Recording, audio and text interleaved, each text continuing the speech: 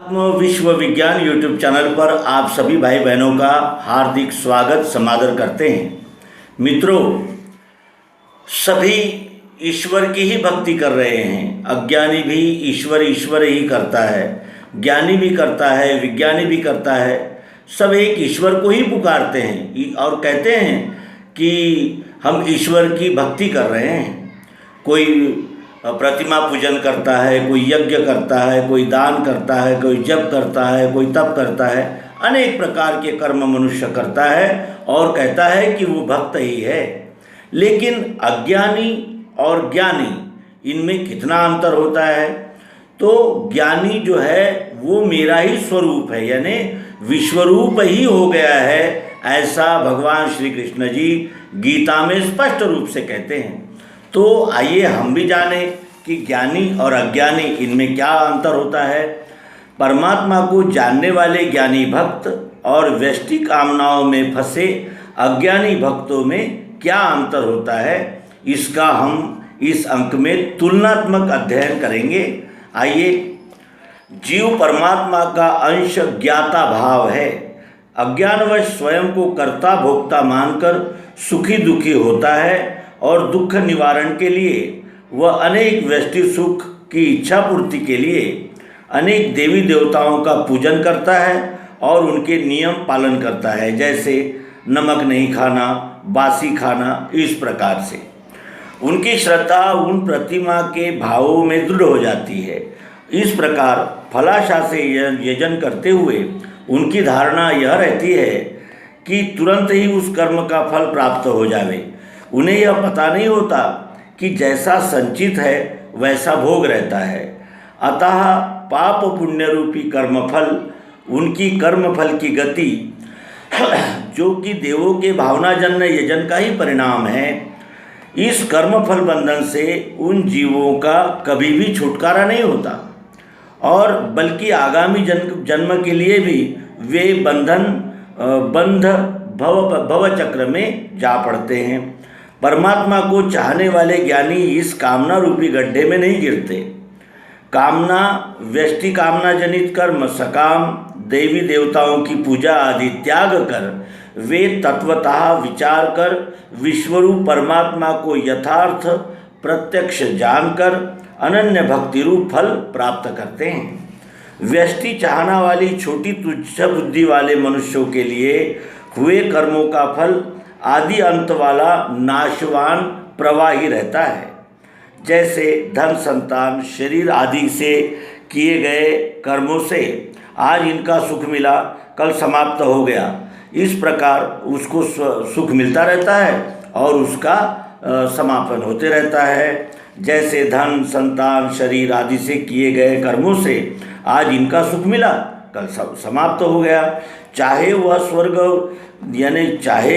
सुख स्वर्गलोक तक क्यों न हो, वो वैभव इंद्रलोक का क्यों न हो, सभी क्षरगति अर्थात काल के बहाव में बहे जा रहा है।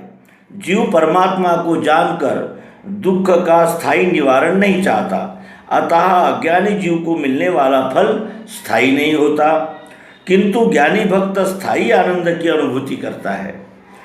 ज्ञानी विश्वरूप परमात्मा को जानकर स्वभाव कर्म द्वारा विश्व सेवा करके सच्ची भक्ति प्राप्त करता है और परमात्मा भाव में मिल जाता है, अर्थात अनन्य होकर स्थायी आनंद को प्राप्त होता है। इसके विपरीत अज्ञानी काल्पनिक देवी देवताओं मनमानी भक्ति कर उनमें ही उलझा रहता है। बुद्धिहीन अर्थात अज्ञानी मनुष्य परमात्मा का व्यक्त अव्यक्त अर्थात क्षर अक्षर का संयुक्त स्वरूप ही विश्वरूप है, यह नहीं जानते। अज्ञानी व शब्द ज्ञानी परमात्मा के स्वरूप में दो भावों की कल्पना कर उसी दृष्टि से मानते हैं। इस प्रकार मानिंदी की दृष्टि से कोई तो इतना बड़ा परमात्मा व्यष्टि देहधारी है, व्यष्टि देहात्मक मान लेते हैं, कोई केवल निर्गुण ही मानते हैं। वे परब्रह्म पद की स्थिति को नहीं जान सकते तथा अवतार रूप में आने पर भी केवल व्यक्ति मात्र ही देखते हैं। ऐसा इसलिए होता है क्योंकि उनकी बुद्धि में आत्मयोग अर्थात दिव्य चक्षुयोग न रहने से व्यष्टि नाम रूपात्मक कल्पना रूपी माया का पर्दा पड़ा ही रहता है और वह वस्तुभाव क्षराक्षर संयुक्त योग ऐश्वर्य उन्हें दिखाई नहीं देता। अजन्मा अखंड अविनाशी विश्व रूप को वो नहीं जानते, अतः वे अपने जैसा व्यष्टि भगवान व्यक्ति ही मानते हैं। अज्ञानी व शब्द ज्ञानी इच्छा द्वेष से उत्पन्न झगड़ों के कारण मोहवश मोहित रहने के कारण जन्म से ही भ्रम में फंस जाते हैं, क्योंकि उनके संस्कार वैसा ही संग शिक्षण और अभ्यास से मोह में खींचकर भ्रम में फंसा देते हैं। वे परमात्मा को जानने में असमर्थ रहते हैं। अब प्रश्न यह है कि व्यष्टि नाम रूपात्मक रूपी माया का पर्दा सब जीवों के सामने है, अर्थात सब जीवों की ओर से पर्दे में छिपे रहते हैं, तो सबके ज्ञाता अर्थात सर्वज्ञ किस प्रकार से है? तो इसका उत्तर यह है कि भगवान व्यष्टि समष्टि की कल्पना से परे निज विश्वरूप की गति को गुण विभाग के चक्र सहित जानने वाले त्रिकालज्ञ और सर्वज्ञ रहते हैं। जैसे व्यक्ति अपने संपूर्ण अंगों को उनके रहस्य सहित जानता है, किंतु अंग प्रत्यंग उसको नहीं जानते, वैसे ही अवतार निज स्वरूप को उसकी गति के रहस्य विभाग सहित जानता है, परंतु प्राणी मात्र आत्मयोग अर्थात क्षर अक्षर के योग से रहित होने के कारण उसे तथा उसके ऐश्वर्य को नहीं जानते।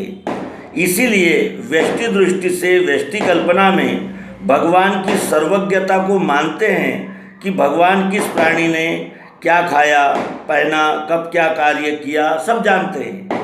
इस तरह भूत वर्तमान और भविष्य की कल्पना में फंसे रहने के कारण अवतार का वास्तविक स्वरूप विश्व उसके देखने की युक्ति दिव्य चक्षु से देखने की चाहना रहते हुए भी वंचित रह जाते हैं। और यहाँ मूल उन्हीं लोगों को कहा है जो वेद शास्त्र उपनिषद का अध्ययन करते हुए गुणों के व्यष्टि विकार रूप कल्पना में चमत्कारों की मानिंदी में जिनकी बुद्धि फंसी रहने से योग से रहित रहती है, जो बिल्कुल अज्ञानी पशुवत है, उनके लिए नहीं, क्योंकि उनकी बुद्धि का विकास ही नहीं है। अतः जो जानने योग्य होकर भी नहीं जानते उनको मूढ़ कहा है। किंतु भगवान की शरण में गए हुए जिज्ञासु भक्त को जैसे जैसे ज्ञान होता जाता है, अर्थात विश्व से स्वयं की एक रूपता ध्यान में आती जाती है, वैसे वैसे स्वभाव कर्म द्वारा होने वाली विश्व सेवा निष्काम भाव से होती जाती है। स्वभाव कर्म द्वारा होने वाली विश्व सेवा में कर्तृत्व अभिमान नहीं रहता और विश्व सेवा रूपी पुण्य कर्मों से जीव के पाप धुल जाते हैं, अर्थात द्वैत बुद्धि से किए कर्मों से अंतःकरण में जो राग द्वेषादि विकार एकत्रित हो जाते हैं वे सब ज्ञानाग्नि में भस्म होते जाते हैं। अंतःकरण शुद्ध होने पर जीव को आत्मानंद की अनुभूति आने लगती है। अंतःकरण में विश्व प्रेम का भाव जागृत होकर विश्व सेवा रूप अकर्म कर्म होने लगता है, यानी विश्वरूप परमात्मा की सेवा अकर्म से अकर्म रूप से होने लगती है। जो केवल सद्गुरु अर्थात दिव्य चक्षुवान आत्मवेत्ता विज्ञान से आत्मयोग अर्थात दिव्य चक्षुयोग के आश्रय से ही मोक्ष का प्रयत्न करते हैं, अर्थात अभ्यास करते हैं, उनको आत्मानुभव द्वारा पूर्णमदः ऐसी विश्व वस्तु प्रत्यक्ष हो जाती है। संपूर्ण विश्व ही भगवान का स्थायी सनातन स्वयंभू स्वरूप है। तत्वदर्शी जब ज्ञान प्रदान करते हैं तब वे विश्व को ही लक्ष्य करते हैं। ज्ञान शब्दों में दिया जाता है, परंतु ज्ञान का आश्रय प्रत्यक्ष अधिष्ठान विश्व ही रहता है। अधिष्ठान के बिना दिया ज्ञान केवल शाब्दिक रहता है।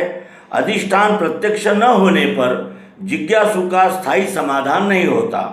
अतः अधिष्ठान के आश्रय से जब ज्ञान मिलता है या शब्द ज्ञान से जब अधिष्ठान प्रत्यक्ष किया जाता है तभी वस्तु निश्चय होता है।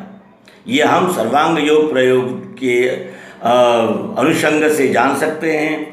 और विश्व ही अपना सबका मूल स्वरूप है, विश्वरूप ही परमात्मा है, सत्वस्तु है। विश्व कहते ही उसमें सब आ जाता है, अधिभूत अधिदैव अधियज्ञ सह अर्थात त्रिपुटी सहित जो विश्वरूप परमात्मा को जानता अनुभव करता है वह अंत समय शांत चित्त हो परमात्मा को देखते हुए परमात्मा में मिल जाता है, अर्थात उसे परमात्मा प्रत्यक्ष हो जाता है।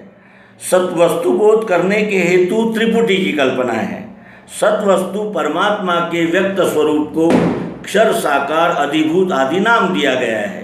परमात्मा के व्यक्त स्वरूप की बहुविधता अर्थात अनेकता में जो एक रस अस्तित्व का भाव मिठास रूप से भरा हुआ है उसे अक्षर आत्मा अधिदैव कहते हैं।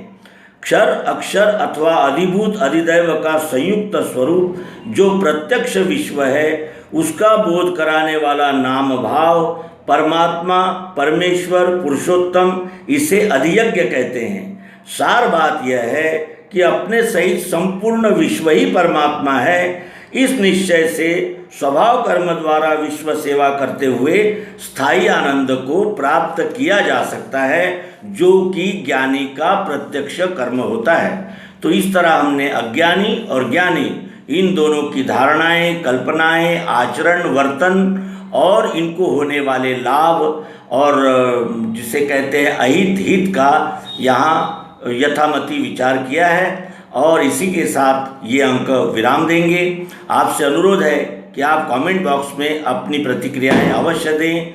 धन्यवाद। नर्मदे हर सद्गुरु भगवान की जय।